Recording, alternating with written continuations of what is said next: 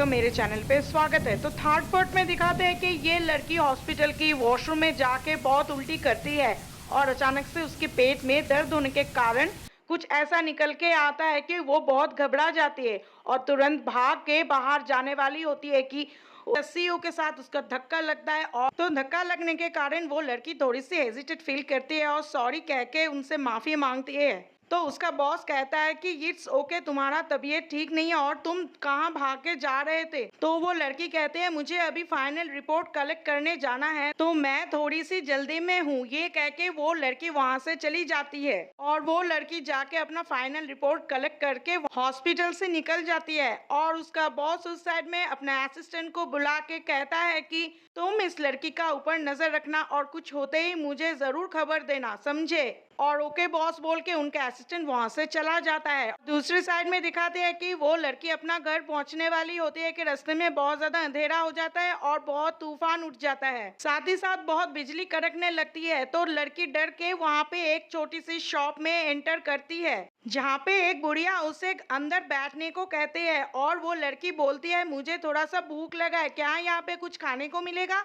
तो वो बूढ़ी औरत बोलती है कि हाँ मैं लाती हूँ। तो थोड़ी देर में वो बूढ़ी औरत एक बॉल राइस और वेजिटेबल्स लाके उस लड़की को देती है और लड़की थैंक यू कह के जब खाने वाली होती है तो बहुत जोर का एक बिजली कड़कती है और देखते ही देखते वो खाना कीड़े में बदल जाती है। तो लड़की देख के बहुत घबरा के पीछे चली जाती है और घूम के बूढ़ी औरत से जैसे बोलने वाली होती है तो देखती है ये बूढ़ी औरत तो एक ज़ॉम्बी बन चुकी है। वो देख के बहुत ज्यादा डर जाती है और वहां से वो लड़की भागने की कोशिश करती है लेकिन बाहर से सब कुछ लॉक हो चुका था, बिल्कुल एक ट्रांसपेरेंट डोर के जैसा, जिसकी वजह से वो लड़की वहां से नहीं निकल पा रही थी। और वो बूढ़ी औरत उस लड़की को खींच के एक रूम में लाके एक फोटो का सामने खड़ा कर देती है और फिर कुछ काला जादू करके एक लड़के को बुलाती है और वो भी ज़ॉम्बी होते हैं और उसके कारण उस लड़की को बलि चढ़ाने वाले होते हैं और वो लड़की बहुत घबराई हुई सी थी। और उस साइड में दिखाते हैं कि वो सीईओ का अचानक से अपना सीने में दर्द शुरू हो जाता है और वो अपने असिस्टेंट से कहते हैं कि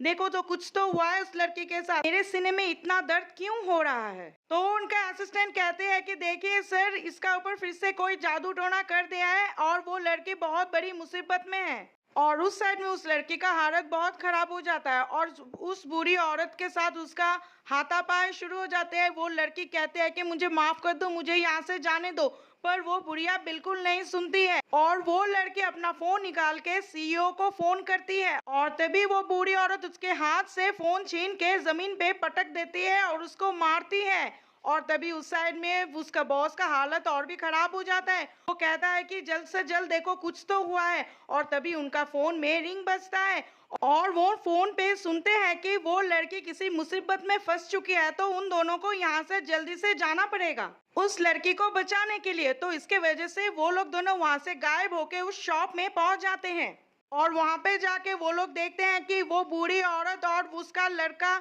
इस लड़की को पकड़ के रखा है, कुछ नुकसान पहुंचाने की कोशिश कर रहे हैं।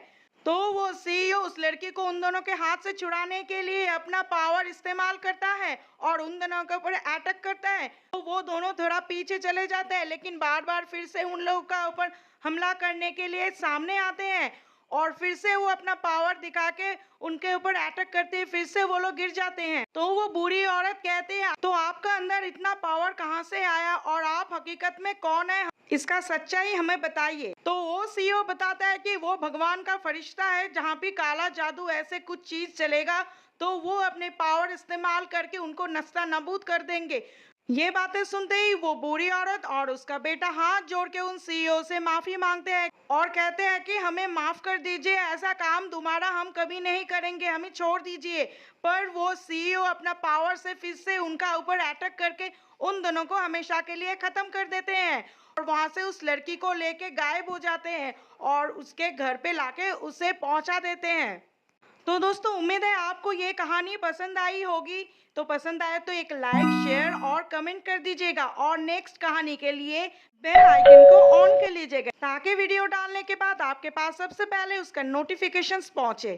Thank you.